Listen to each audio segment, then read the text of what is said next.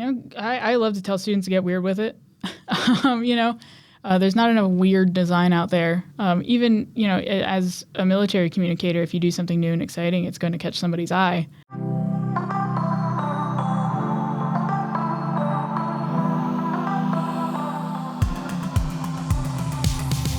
Hello, and thanks for joining us for this episode of the DINFOS Way, a Department of Defense podcast developed and produced at the Defense Information School.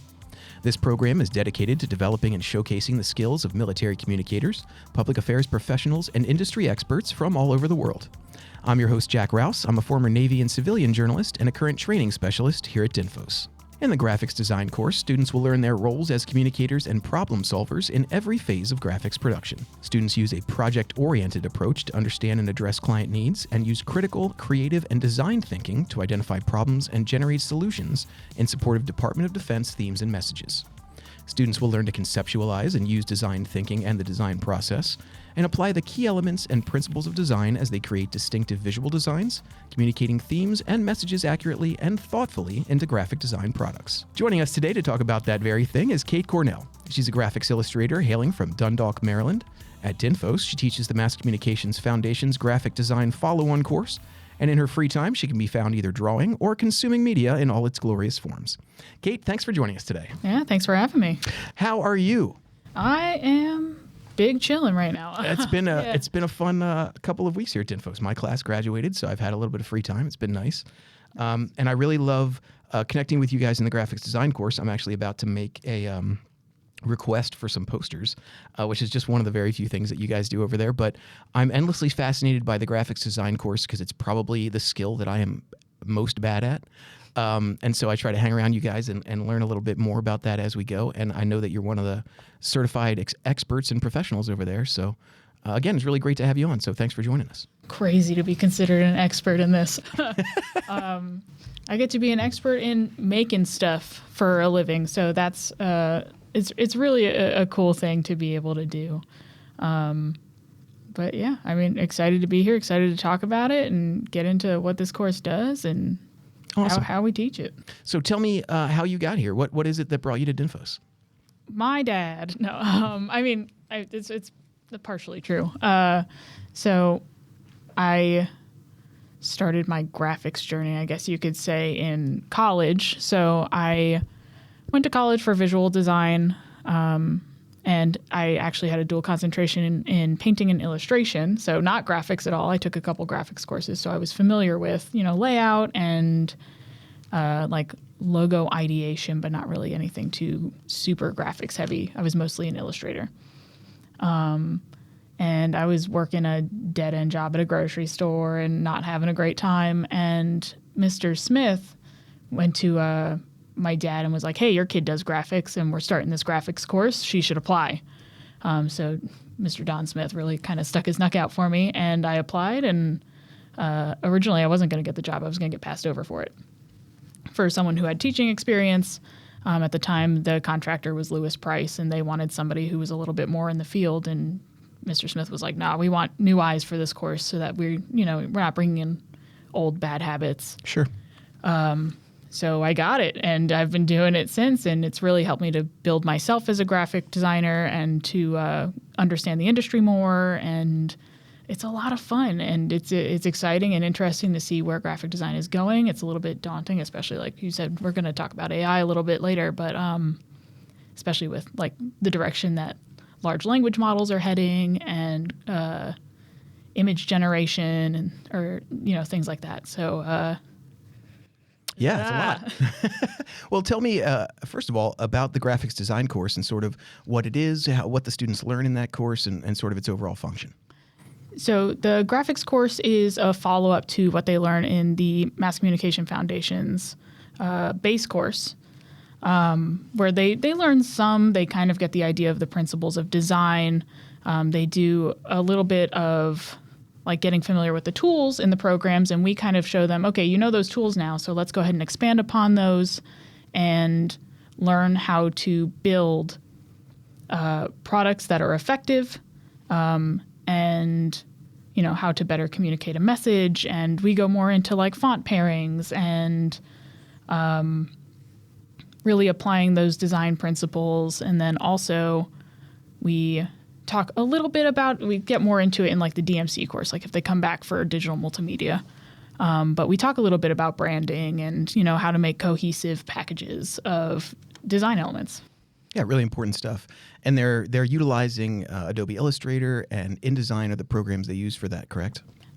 We use quite a few of the programs, actually. So we start them off with Illustrator. Mm-hmm. Actually, we start them off with Photoshop because we do drawing first. Sure.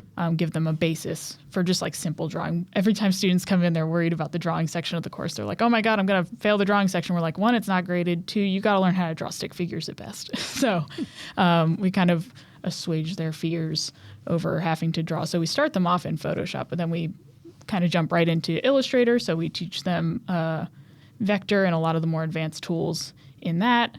And then we go into Photoshop properly, mm-hmm. learn it, using it for photo manipulation and photo illustration. We do InDesign after that, so layout, and we use it properly for layout. I know MCF is moving into layout with the new course, but previously it was just for infographics, mm-hmm. which not a great thing to use InDesign for. So we actually do like pamphlets and page layout, and we have them make zines, which is fun. Cool. And then we also do Creative Cloud Express, which I hate. If you're going to use one of those kinds of programs, I mean, Canva's better, but it's just a little more intuitive. I'm not a fan of them. But, it's good for quick, easy designs to just like kind of push out. And then we also do After Effects. Oh, so cool. we teach a little bit of motion graphics as well. So we do like lower thirds and logo animation. Oh, really? I didn't know you guys were using After Effects. That's cool. For anybody who doesn't know, who's sort of listening without that kind of background, can you explain the difference between vector and raster graphics and what they're learning there? Yeah. So by definition, vector and raster, vector is mathematics based. So it is, you put 2 points and the computer figures out what goes on in between.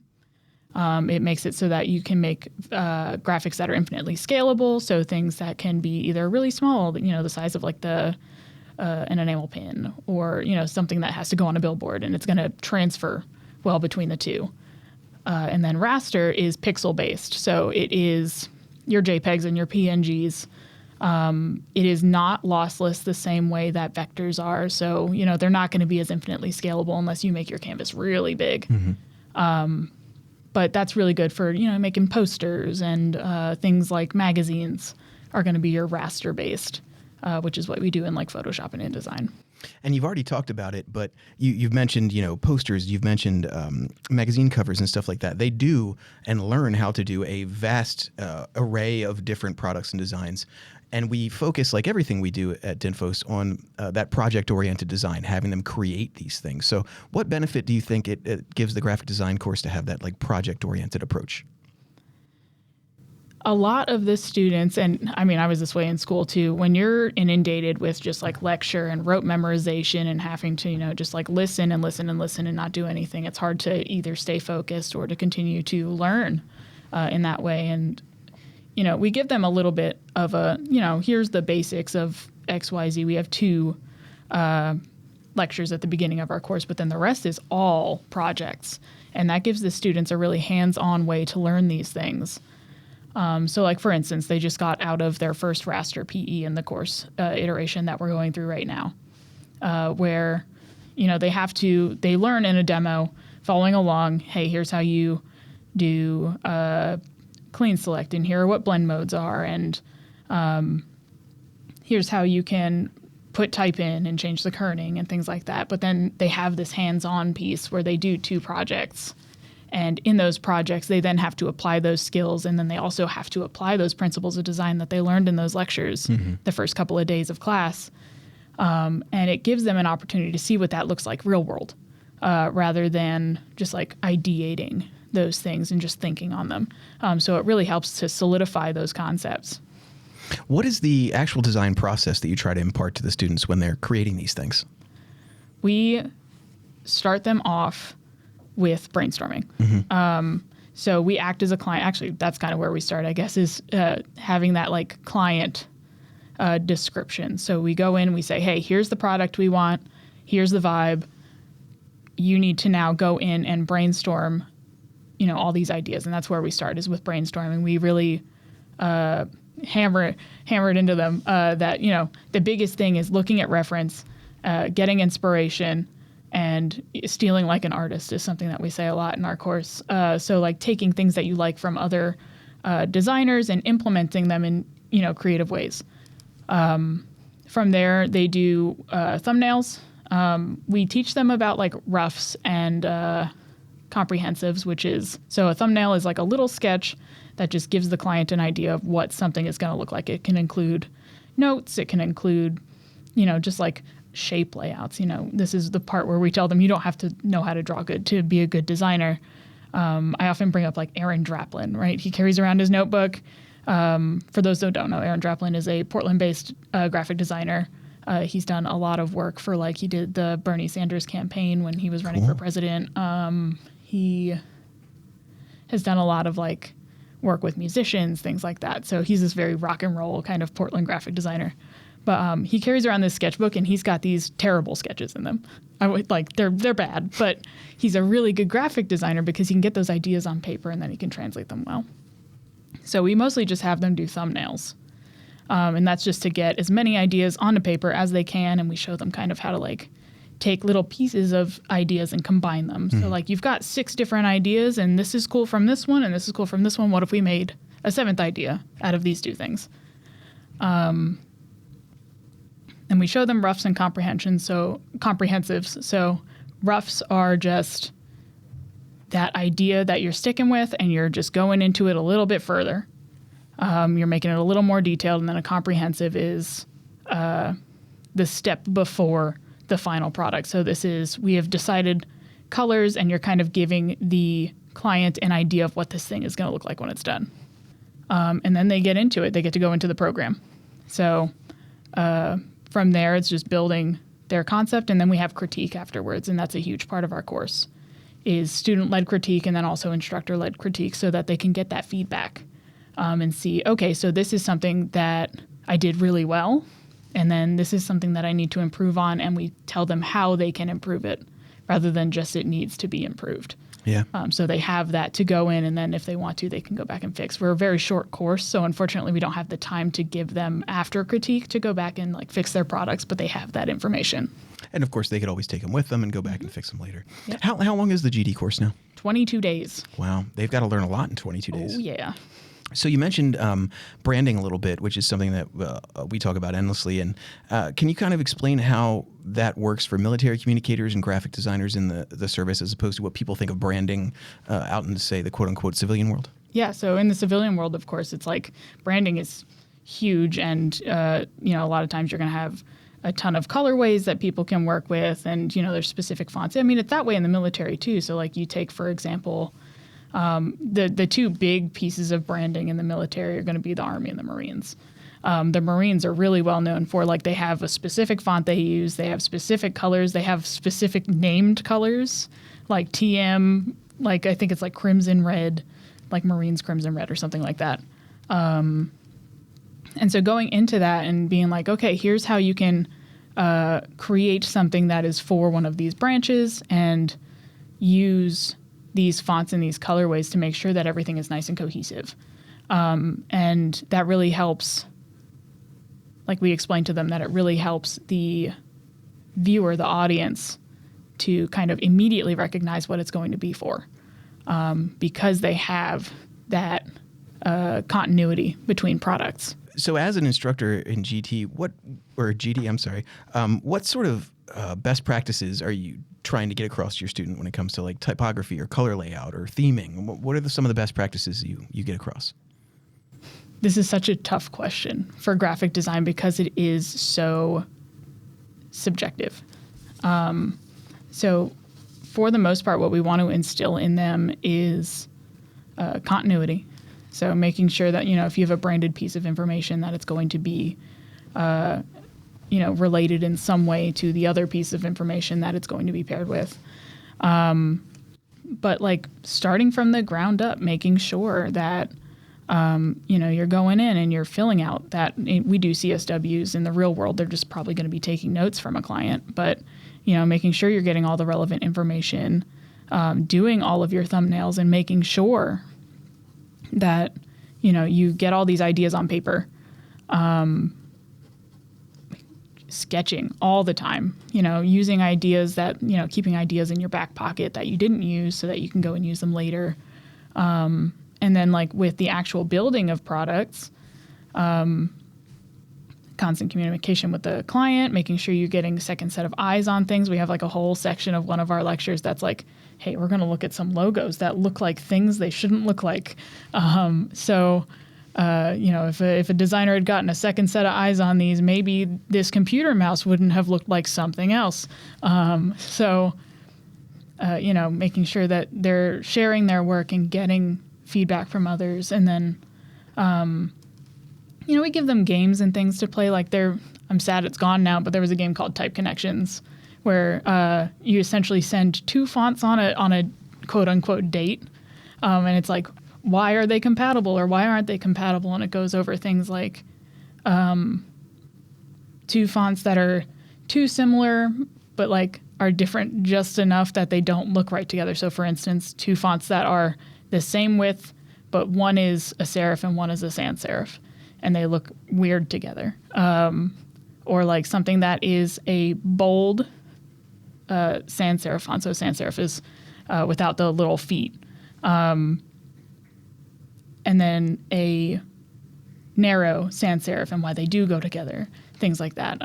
So we kind of instill in them these like guiding principles for them to then follow in their design works. And we tell them, like, you're learning these rules, quote unquote rules. They're more like guidelines so that when you learn them, you can then learn how to break them and do interesting things with graphic design. Yeah, which the stuff that they put out is really incredible with only 22 days in the course. Yeah. And then they have a capstone project. So tell me about that. What is their final project in GD? So in GD, the capstone's a little bit different than it is in the MCF base course, just because it's not graded for us. So it used to be they would go in and as a class, they would make a pamphlet that was essentially like a class portfolio. So it would be like, here's all of our team, like the entire class. And then every person would get half of a spread. So one page to kind of give like who they are, where they're going, and here's some work from the class. But somebody, my dad, took away our printers that do the folding and the stapling, which was a bummer, to say the least. So we had to kind of switch things up. So now they're actually doing like a group project where we put them in rows, and that row is their team, and they have to build branding for the DINFOS graphic design team. Oh, that's cool. So they're pretending to be the graphic design team, and they have to brand and advertise themselves to DINFOS. So they are coming away from that project with a logo, a poster, a 4-page layout, and a lower third template. Mm-hmm. So that, as a team, they're building this one piece of cohesive branding. And then they graduate, and then they go out into the field. So what kind of things can for folks who don't know or are listening to this, what kind of things can military communicators expect to produce out there in the world after they've come through DINFOS? So as somebody who's not military, this isn't something that I'm like super expert on. But I do know that they make posters. They make unit patches. Every once in a while in Vector, we have like a rotating our first practical exercise. One of them is a unit patch. So, that's something that they might have to do. Don't worry, I think of that all the time. I know they do infographics all the time. You see those everywhere. Oh, yeah. I know they're constantly doing posters and stuff to really try to meet the commander's goals and intent. Change of command pamphlets. Yeah. 100%. So, like little leaflets that are handed out at ceremonies, things like that. That was what I was thinking of. And people really don't realize, too, that it comes down to, even at its base level, these guys are designing graphics for everything, be it our social media pages, be it individual posts, be it, again, those unit patches, those cohesive military things that that get seen everywhere. Mm-hmm. I mean, those are all graphics design folks who are doing that stuff. Yep. So when you're teaching these kids and you're trying to get them excited about that stuff, how do you keep students engaged not only in the class, but in what they're going to be doing afterwards? In the class, we try and make it as fun as we can. Mm-hmm. Recently there was kind of a shift where Everything has to be warrior ethos, and it's got to be lethality based. And we can still make it fun with that. So like we still do movie posters, but all of them are like from what we call the approved graphics design movie list. So they're all either war or government or something like that. But, we still give them the opportunity to make something that is like a known piece of branding, something they've probably seen that then they can go and have fun and make a movie poster with. We allowed them to like recast and things like that so they can kind of put their own spin on it. The zine, a lot of students really like the zine project, which is surprising because most of them go into it and they're like, what is a zine? Because, zines are mostly like underground guerrilla marketing and people make them in their basement and they pass them out at like parades and things. Yeah. But seeing students be able to like make something and have something tangible, I think that really helps them to stay focused and have fun. And then in the real world, being able to see that like, hey, you're going to be able to make these things and like, because you're military, your name probably isn't going to be directly on them, but like you're still going to be able to showcase those. You can put them into, there are tons of like, there are like design contest-esque things that go through Divids. So, you're going to have this really cool piece of, I like to say graphic design is art. Not everybody agrees that graphic design is art. Oh, I do. But you have this cool piece of art that you've made that is going to be communicating to people worldwide. And we try and instill that in them so that they can go into the field and have a little bit of fun with that and know that. There are students who come into our course and they're like, I wanted to be a photographer and I wanted to do video and graphic design is not my thing. So with them, we try to instill in them that this is a toolbox for you, that, you're going to have these really cool tools that you can now have and go and make your products that much better with. So, jack of all trades, right? So jack of all trades, master of none, better than being a master of one. People always forget that third line. Yeah, they forget that last part. Yep. So, the more tools you have in your back pocket, the more indispensable you're going to be further down the line. And it's funny, you mentioned something in there that's something that I always tell students is that how incredibly cool our career field is. Yeah. And one of the best things about it is, what other job can you name where you get to go out and create something out of nothing every day and then show that to the entire world? Look what I did. Like, who gets to do that? It's such a cool thing. And the fact that you guys are emphasizing that in graphics, I really love to hear too. You mentioned something else of interest there, which is, what do you try to really tell those folks who come in and say graphic design is not my number one talent, or I'm worried again about like drawing and how that relates to the rest of it? Like, how do you instill in them the knowledge that when you leave here, you're going to be a graphic design professional? That's kind of it. It's like, when you leave here, yes, you're probably going to do a lot of photo, you're probably going to do a lot of video, but then after that, you can also then go in and edit those things. You can put a lower third on them. You're not going to have to rely on somebody else, or your commander isn't going to have to rely on somebody else to do those things. You can kind of be that go-to person, and that's invaluable in this field. So, having those skills and being able to translate them to all the products that you create is really going to help you go a lot further in your career than just knowing photo or just knowing video or just knowing graphics. Having all of those three things combined is going to really just like push you a lot further. No, 100%. I agree. So interestingly enough, we talked a little bit about pre-show, but we're going to talk more about it now. The future of graphics design is sort of where it's going. We are aware of artificial intelligence and sort of how it's working with photo and how it's creating things. But, I always kind of liken it to the difference between McDonald's and a high-end restaurant. Like, McDonald's can make 1,000 cheeseburgers, and they're all going to be perfect the way that McDonald's wants them to make, and they're all going to be that McDonald's cheeseburger. But that chef that creates that one perfect, amazing cheeseburger just for you to your exact specifications is always going to be better than that McDonald's cheeseburger. Oh, So yeah. Where do you see the future of the career field kind of going over the next few years as we look at technology? I worry about it, of course. I think it's going to be a lot of like the people who know, right? So you're going to have this set of the population that is going to be like, well, I can do it myself if I just plug it into, Adobe Firefly or what's the other one, Dolly. or something like that, and I can make my own graphics, and they'll have their cookie cutter graphics, but having that design eye and the know-how of like how to implement text in interesting ways, or having that background. We give them an assignment in raster, and it falls into that zine where we have them research a graphic designer. So we give them a graphic designer. We're like, you don't know who this is probably. And now you have to go and look at their work and understand like what like graphic design movement they're a part of, and look at how they apply typography, how they apply photo, how they build their graphics, and it allows them to kind of incorporate those things into their own work if they choose.